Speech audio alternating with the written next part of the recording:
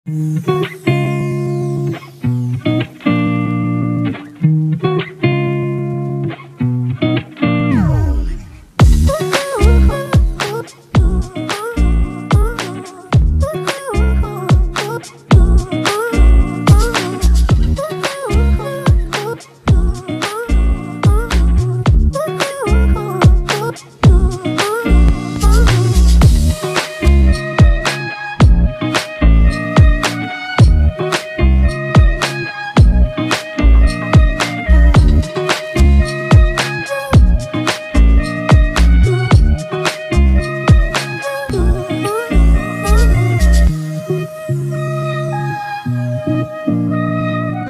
friends, வணக்கம். இன்னைக்கு first ABC juice எப்படி கரெக்டான மெஷர்மென்ட்ல உங்களுக்கு செய்யலாம்னு சொல்றேன்.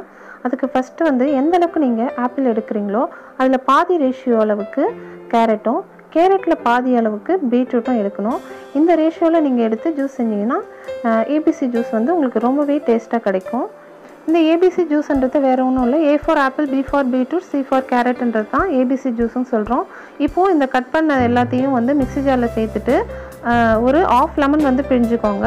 இப்போது இதுக்கு தேவையான அளவுக்கு உங்களுக்கு ஜூஸ் வந்து எந்த கன்சிஸ்டன்சியில் வேணுமோ அந்தளவுக்கு தண்ணி வந்து ஆட் பண்ணிக்கோங்க. இப்போது இது எல்லாத்தையும் அரைச்சிட்டு வந்து ஒரு டம்ளரில் வந்து ட்ரான்ஸ்ஃபர் பண்ணிக்கோங்க. இப்போது நம்மளுடைய ABC ஜூஸ் வந்து ரெடி ஆகிடுச்சு.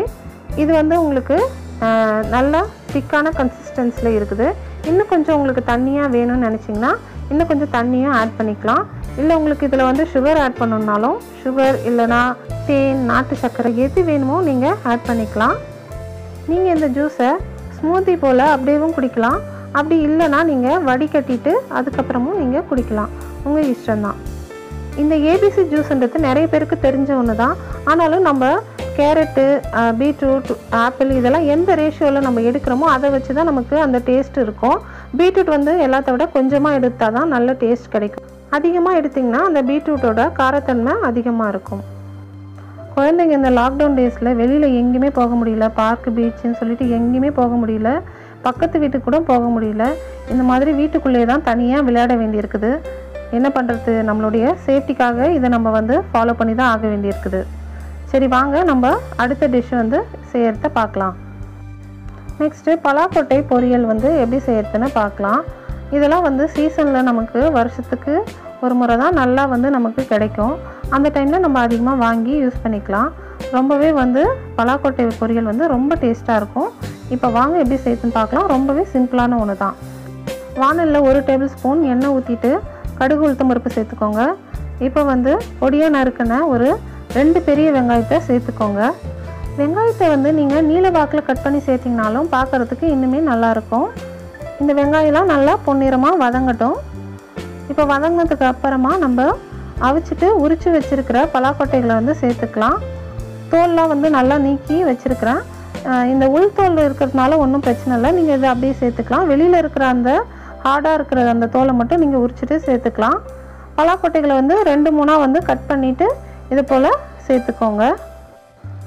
போன பதிவில் நான் ஒரு விடுகதை ஒன்று கேட்டிருந்தேன், அதற்கான விடையை பார்க்கலாம். அம்மா படுத்திருக்க மகள் ஓடி திரிவாள், அது என்ன? இதற்கான விடை வந்து அம்மி குளவி. இப்போது பலாக்கொட்டையெல்லாம் 1 நிமிஷம் நல்லா பரட்டி விட்டுக்கோங்க. இப்போது 1 டீஸ்பூன் மஞ்சள்தூள் சேர்த்துக்கோங்க. அதுக்கப்புறமா தேவையான அளவுக்கு உப்பு சேர்த்துக்கோங்க. 1 டீஸ்பூன் அளவுக்கு சேர்த்துக்கிறேன். உப்பு வந்து பார்த்து சேர்த்துக்கோங்க டேஸ்ட் பண்ணிவிட்டு.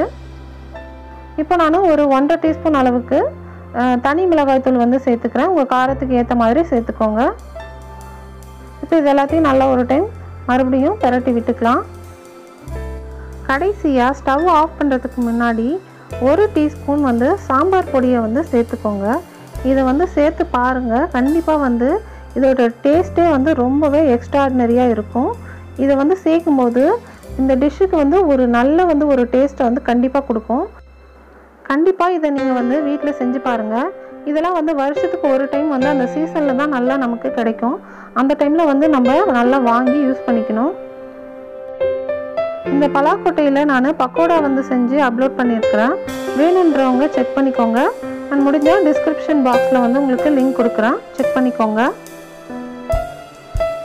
அவ்வளவுதான், சுவையான பலாக்கொட்டை பொரியல் வந்து ரெடி ஆயிடுச்சு. கண்டிப்பாக இதை வந்து ட்ரை பண்ணுங்கள்.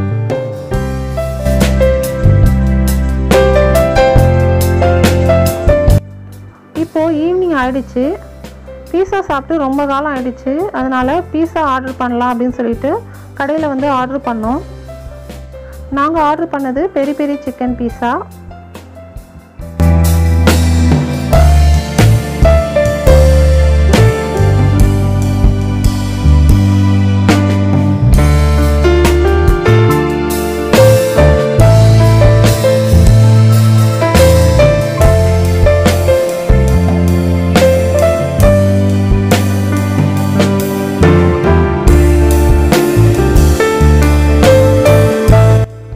பீஸாலாம் சாப்பிட்டுட்டு மாடியில் போயிட்டு கொஞ்சம் நேரம் நல்லா ரிலாக்ஸ் பண்ணோம். என் பையன் வந்து நல்லா சைக்கிள் ஓட்டிகிட்டு என்ஜாய் பண்ணிகிட்டு இருக்கான்.